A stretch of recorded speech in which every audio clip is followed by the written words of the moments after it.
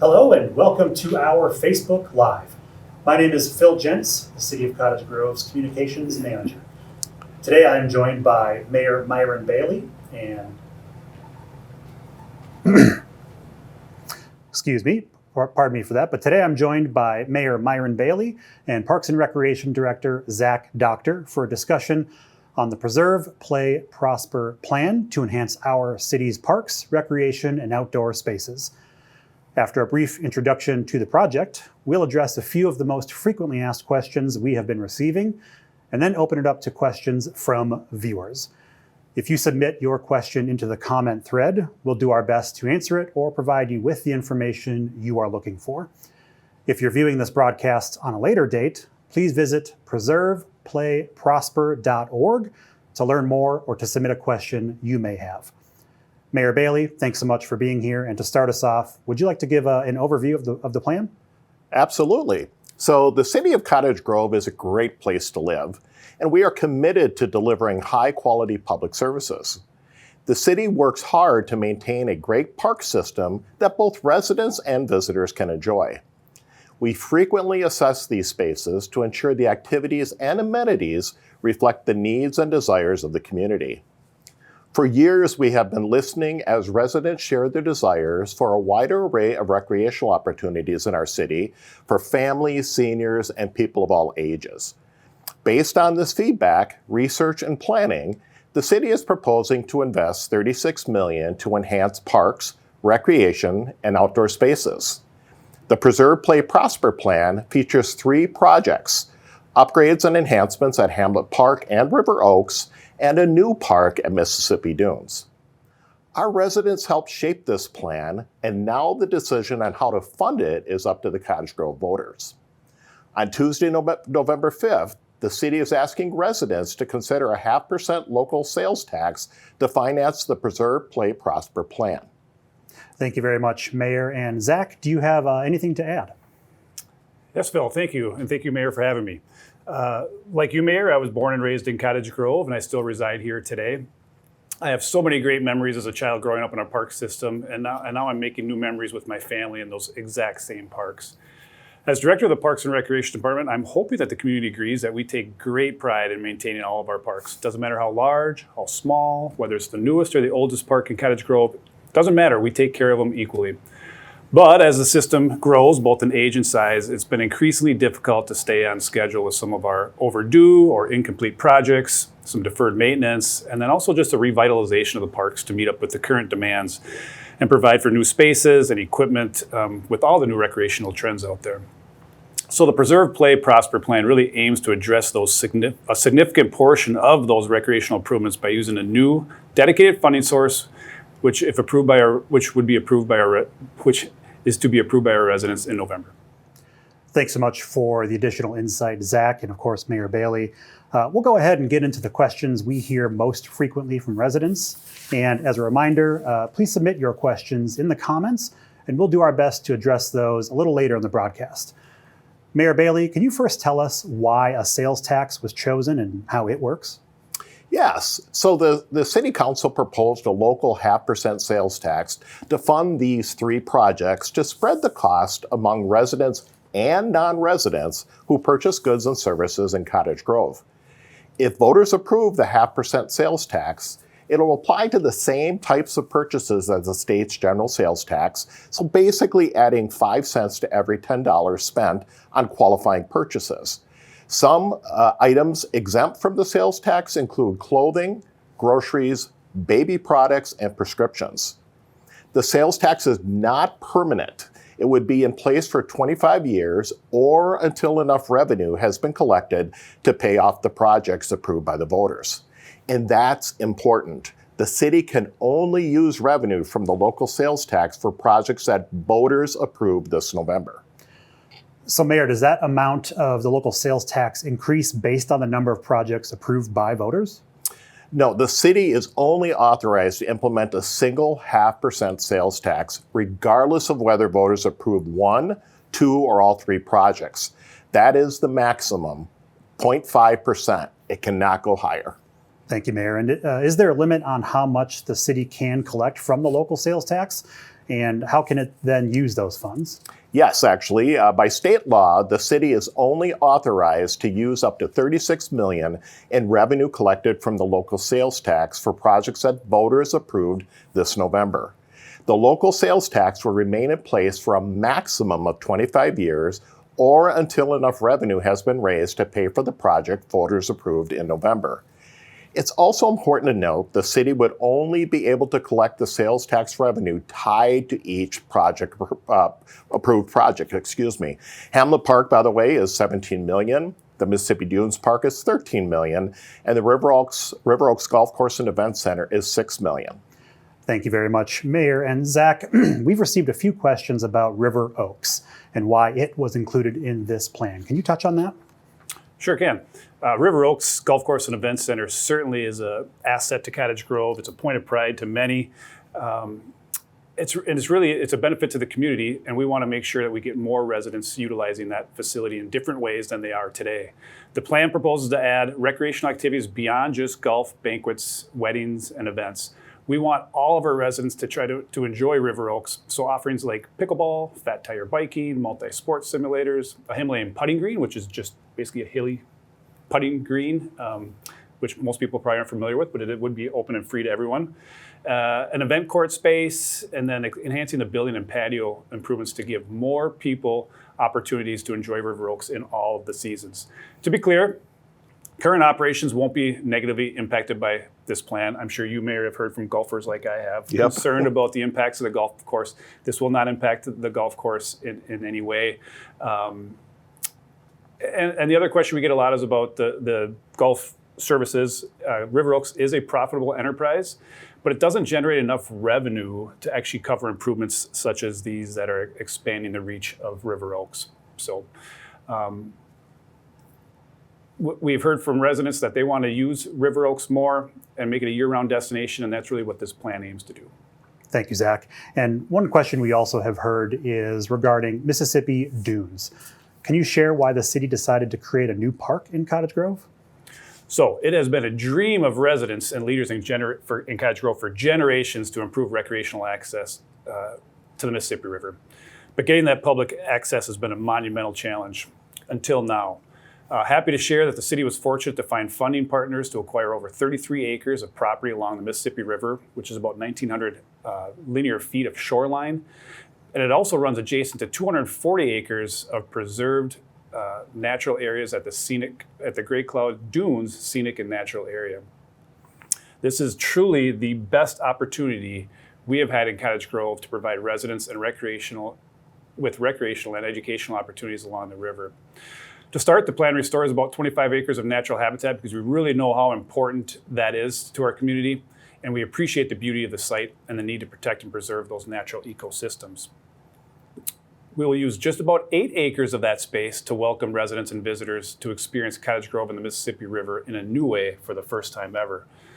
The plan includes a nature-themed playground, small boat launch, a paddler launch, picnic areas, trails, outdoor classroom space, community gathering spaces, a four-season building, and then also lots of little educational nods to make sure that we're preserving the ecological and cultural history of the area.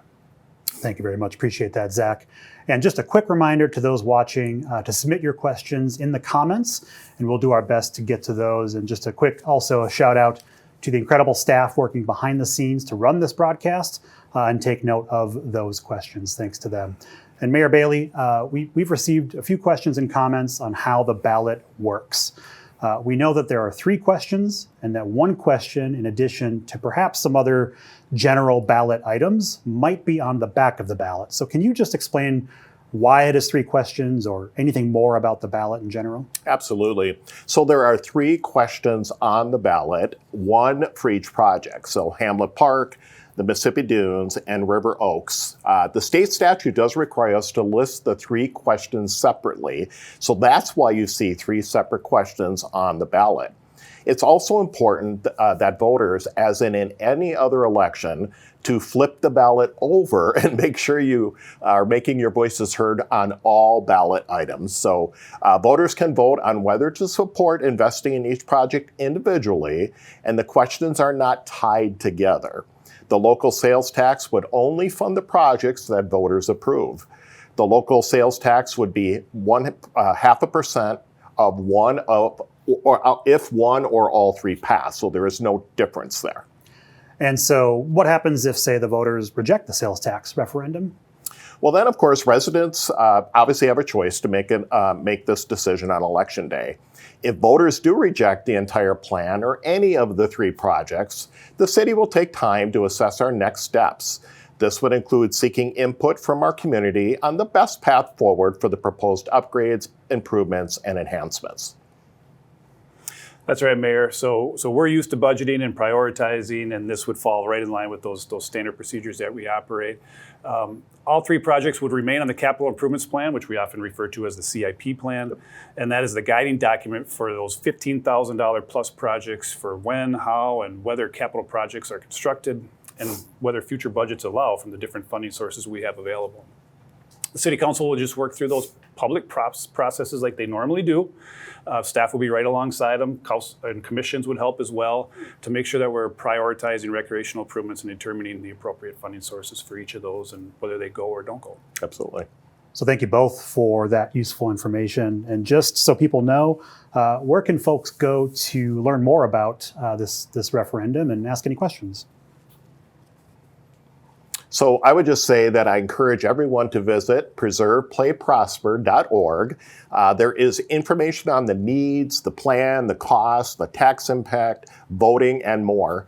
We also have a Connect form where residents can send us questions and comments. And I will just mention that we constantly and will very succinctly get messages or answers back to anybody that wants to put any postings out there. Absolutely. Completely agree, Mayor. And so thanks for pointing that out. So thank you again, Mayor and Zach. We would love to open it up for questions that any of you all watching have. And so as a reminder, please submit those questions into the comments. And we've got staff on hand behind the scenes working diligently to get us your questions. So send those in, please. And then if you're watching after the fact, please visit preserveplayprosper.org to learn more or get in contact with us. And so, Mayor, Zach, one question that we have seen time and time again is why now?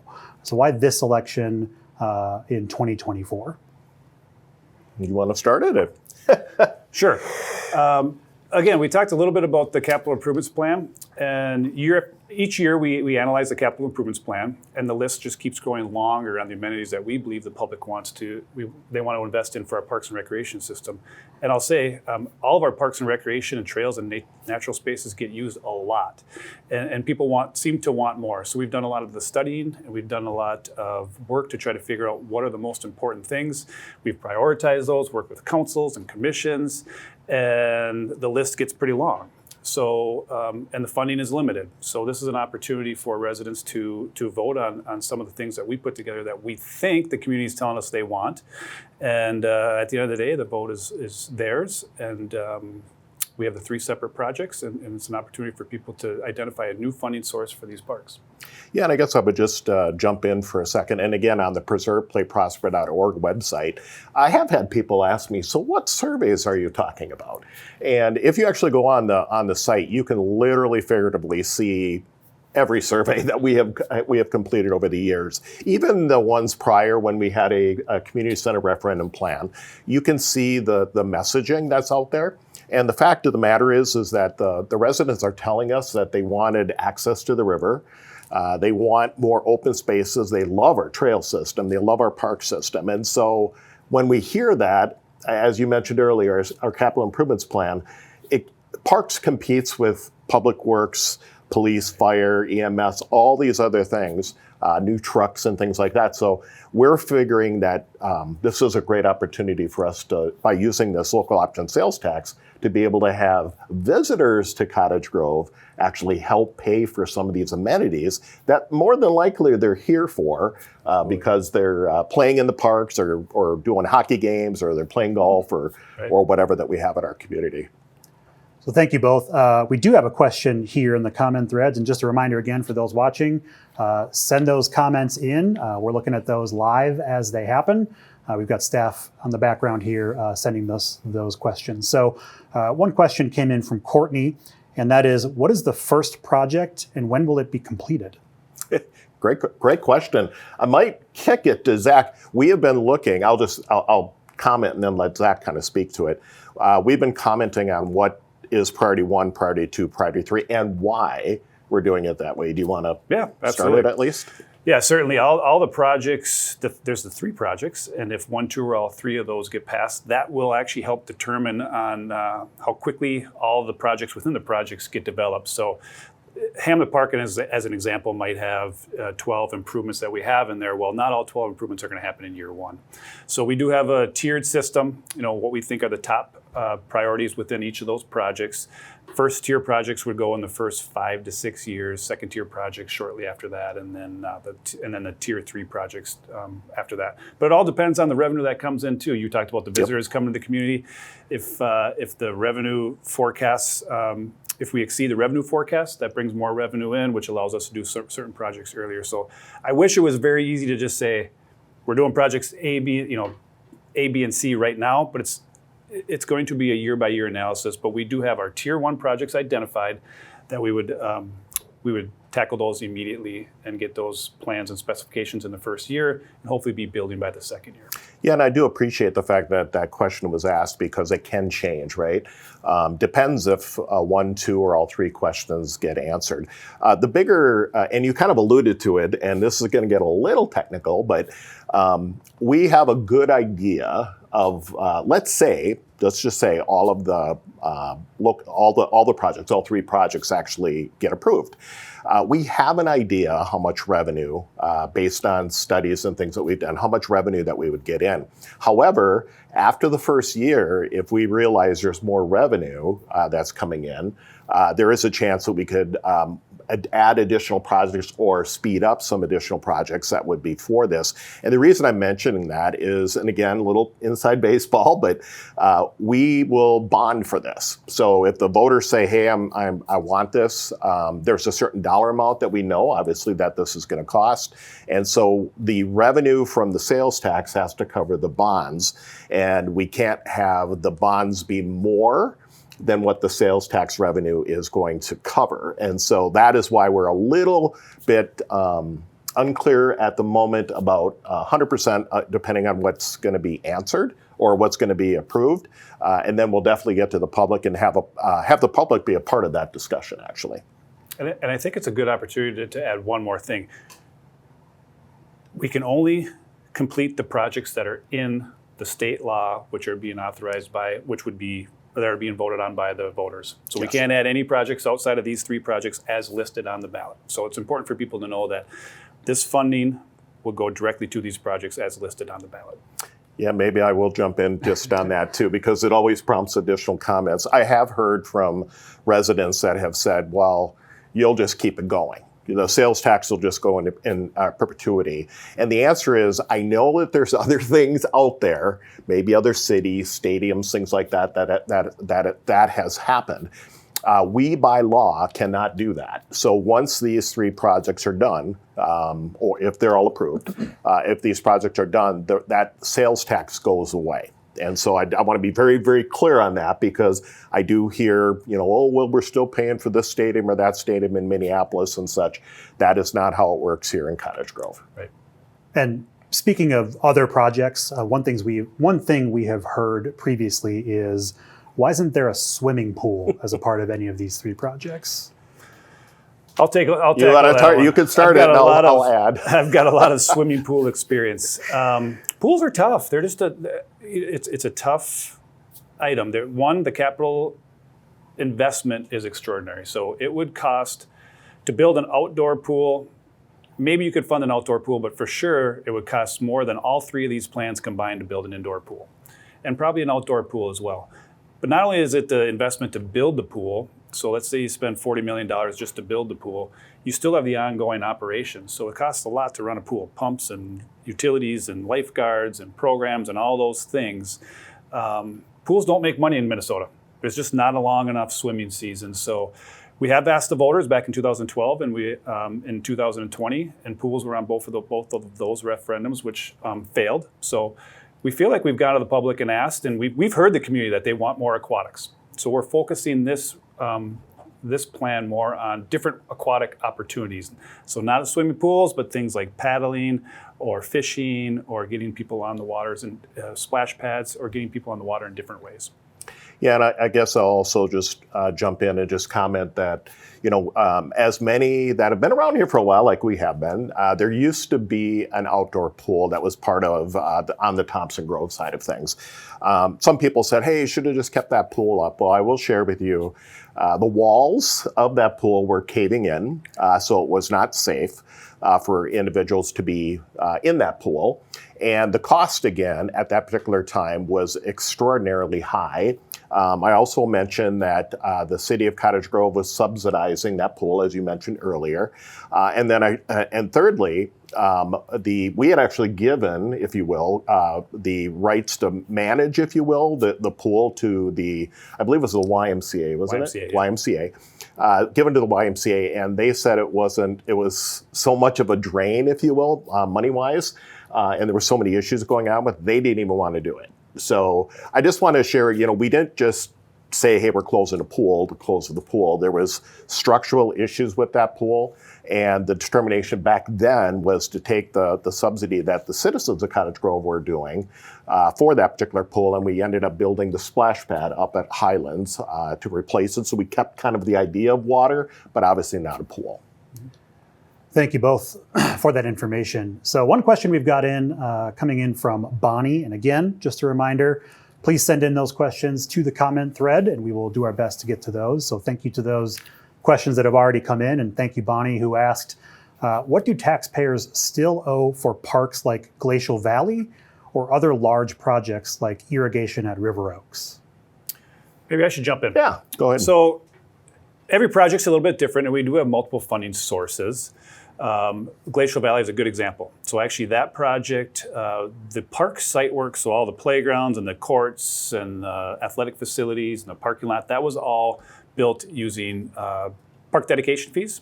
So as homes are built in Cottage Grove, every home that's built, or apartment or townhome, or even commercial facilities, they have to put a certain amount of dollars into the park dedication to build recreational improvements that benefit the entire community.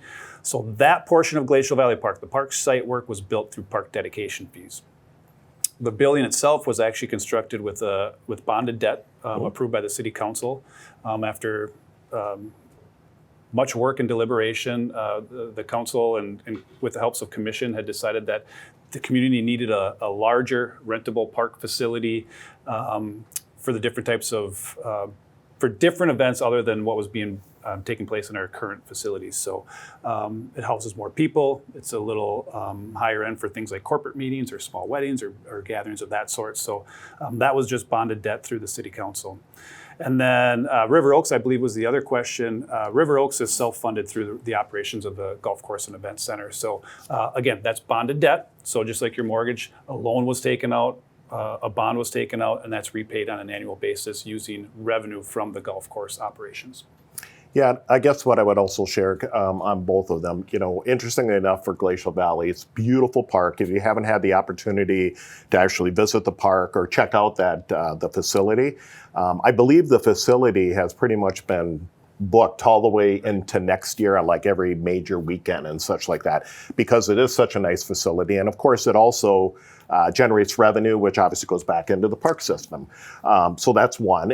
It is very similar in this particular case. It's very similar to any other major park improvement that we would make. So for example, we recently have been, starting to talk a little bit about Kingston Park, and looking at doing something with an actual building in Kingston Park. That would be another situation where at some point in time, the council will have to make a determination. Do we want to bond for it and build this, bigger facility? It's obviously one of our most popular parks in the community with events and Strawberry Fest and food truck festivals and all that. But then again, that's a decision that the council will make. And then on River Oaks, the great news, I want to make sure we're very clear because I hear that a lot, is the actual payment, if you will, for the bond that was taken out for River Oaks is being paid off by River Oaks. So it is rare, I'm going to say it is somewhat rare to see, I'll say, city entities, if you will, to be making money, if you will. And in this particular case, they are making enough to cover all the infrastructure and the debt and things that obviously we needed to have the irrigation system put in.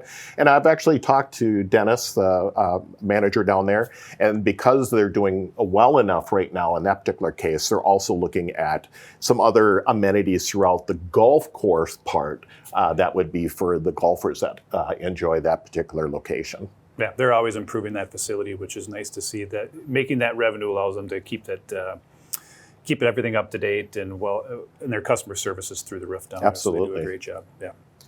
So thank you both. Again, just a polite reminder to send those questions in to the comment thread. Again, we've got folks behind the scenes dutifully monitoring the comment thread. So please send those questions in. And if you're watching this after the fact, please go to preserveplayprosper.org to learn more information or send us in those questions.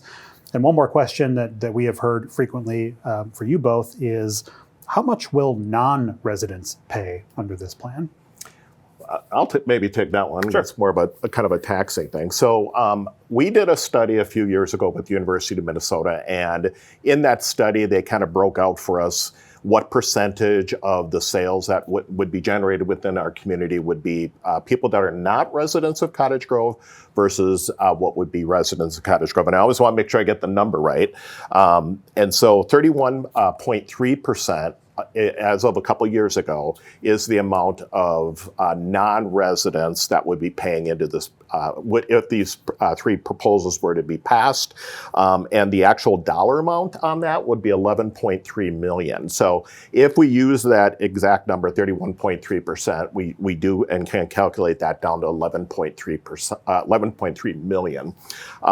Now, I also want to share, because I think this is very important, because this is another question. Sorry if I'm jumping ahead for you here. What if these don't pass? As Zach mentioned earlier, the fact of the matter is these projects are not intended to go away. We know we need these projects in our community. The idea here is to try to figure out a different funding source that doesn't put the full tax burden, frankly, on the property taxes on the residents of Cottage Grove. So we're thinking, if I can raise, just using these numbers again, 11.3 million of this 37 million that we need for these projects can come from outside of our community, people paying for it, then I'm looking at that as a win, because then the city of Cottage Grove residents get to enjoy all these amenities without having to foot the bill for the entire amount. And again, if we will eventually do these, we've committed to finalizing the improvements at Hamlet Park, one way, shape, or another. Same with the Mississippi Dunes the Mississippi Dunes Park. We are going to do it. It will happen. It's part of our plans, but we're looking at, because we've heard so much great feedback from our residents about how they want to get down to that park and how they want more things to do at Hamlet. They want a better skateboard park and things like that. That's the reason we're looking at going this route. Thank you, Zach. Thank you, Mayor. Just a note here. We do understand that there perhaps might be a volume issue on the live feed. Folks can hear it, but it's a little quiet. Folks on the back end are working on that, and we'll be sure to adjust that after the live is completed so that it's easier to hear and understand, but appreciate the thoughts and notes nevertheless. And so another question that we have here, I think it's also from Bonnie, so thank you, Bonnie, is what % of the taxpayers' city budget goes towards total park costs? Very specific question. Don't know if you have that off the top of your head. Maybe we'll have to get back to this resident, but throwing it out there. I don't have it at the top of my head. I mean, we see it in our budget reports. Every year we go through it, but it's around that 9 or 10% of the total city budget. But again,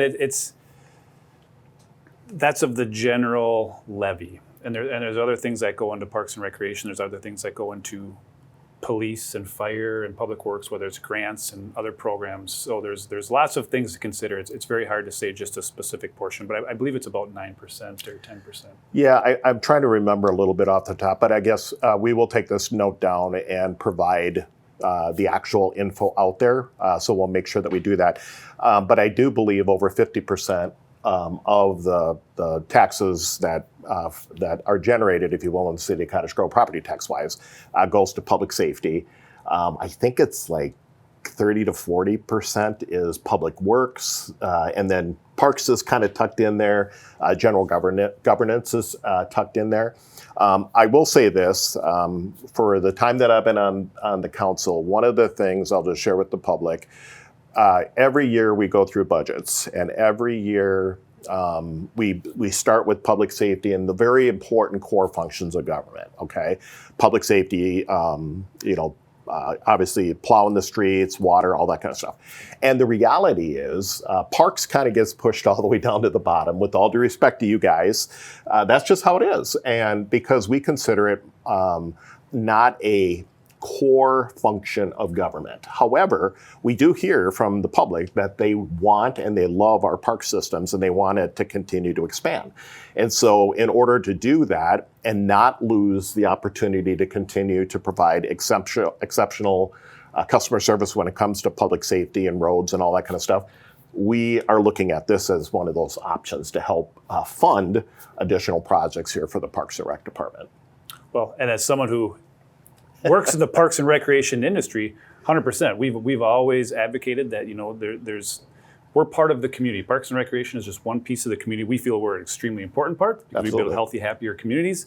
But we also know that some of those things need to be paid for by the users. So we do charge to rent facilities. We do charge for certain programs. We also have free events and programs. So the Parks and Recreation Department actually generates multiple millions of dollars each year that help go and offset some of these operational costs. So again, it's a complicated puzzle, something that we work through each and every year for the 20-some years I've been here and the 20-some years you've been leading. So there's a lot that goes into it, but there's no secrets. No. It's all out there for the public, and we will answer any questions and just want to make sure we get you the right information. That's why it's a little bit hard to answer specifics on camera sometimes. Yeah, on that particular topic. Yeah. But if you are interested in any budgetary information, current or old, it's all out on our city's website. But again, we can definitely get the info for everybody to know right off the bat here. Thank you both. And just a quick programming note, we only have a few minutes left here on the broadcast, but we do want to make sure we get to everyone's questions. So thank you to those that have been sent in already and some of those frequently asked questions that we've heard out in the community at public events and things like that. And so again, just please submit those questions to the comment thread if you have any of them. Thanks to those that have been asked already. And if you're watching this after the fact, again, please visit preserveplayprosper.org for more info and to submit questions. Just real kind of a quick shift, but going back to the sales tax itself, one question we see time and time again is what purchases are included in that sales tax? Or asked a different way, what purchases are excluded in that sales tax? So I can handle that, Mayor. Yep, you want to do it? So it's like any other sales tax in the community right now. So same goods and services that have all the state sales tax, but some of the exemptions would include groceries, clothing, prescription drugs, and over-the-counter drugs. Baby products are not taxed. And you can find a link to all that on the Preserve, Play, Prosper Plan website. I'm glad that you rattled all that off quicker than I could. I was going to say, you got the list. I'm like, I need to go back and take a look because I know we do have a list. And as you all know, that our intent, well, I'm assuming I can even say our intent, but the state's intent is to not tax things that are truly essential life type things within the state of Minnesota. At least at this point, that's how the state is recognized it, and we're just following right along with that. Well, maybe it's a good opportunity, Mayor. I brought a visual display so I might as well use it. Yeah, there you go. And I have the wrong coins, but to get people to understand how the tax is impacted. So, for a $10, I've got a penny. I'll use the penny. So for every $2 you spend, so if you buy a candy bar at the gas station, it's going to cost you an extra penny. If all three, if the sales tax were approved. For a $10 purchase, now this isn't a nickel. Let's pretend this is a nickel. Mr. Rogers, Land of Make-Believe, we'll pretend This is a nickel. This is actually a dime. A nickel, so for every $10 spent, it would cost you an extra nickel. So if you buy McDonald's meal, for every $100, it's going to be 50 cents. If you spend $1,000, it's going to be an extra $5 in sales tax. And then if you spend $10,000, like a home remodel projects or something, it would cost you an extra $50 on that expense. Hopefully that helps. Yeah, and I think if I remember right too, and I could look through my notes here, but I believe that the dollar amount on average for the average citizen of Cottage Grove over a year, based on current numbers that we have, is about $121, I think, a year. $23 per year per resident. 23. There you go. You might be thinking of the family. Yes, impact. the family. Thank you. Yeah. Thank you. So I wanted to make sure, because that's what I'm talking about. I know and I get it. There's all these different numbers out there. I hear about this or I heard about that. And sometimes, like you do in your visual, is perfect. And also the amount that it would cost a family per year. We want to make sure that if you think about what it costs from an increase in property taxes versus this one time for this period of time for these three projects, I think is very, very important to understand the differentiator between the two. Yeah. So thank you, Mayor Bailey, Zach. I do really appreciate the time that you've given the broadcast today and the information you provided. That's all the time that we have for the Facebook Live today. Just real quick at the very end, Mayor Bailey, I want to just toss it to you and see if you've got any closing thoughts or closing remarks. Absolutely. So first of all, thank you all for tuning in and taking the time to learn more. The Preserve, Play, Prosper plan has been years in the making and is based on residential feedback. Our residents can make the final decision by voting on this proposed plan between now and Tuesday, November 5th.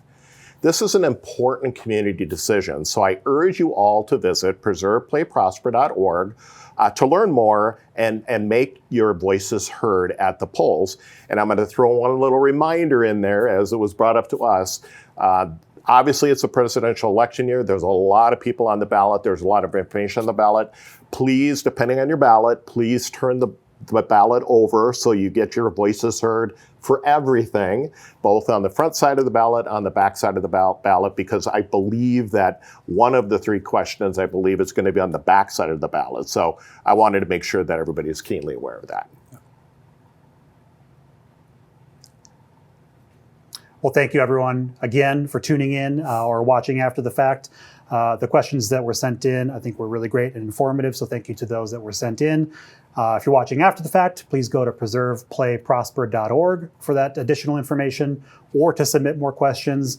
And I'll just give one last shout out to the staff behind the scenes for running the broadcasts, making some tweaks on the fly, and making sure that we see those questions and get those asked and hopefully answered here today. So Mayor Bailey, Zach, again, thank you so much. And thank you all for tuning in. Have a great day.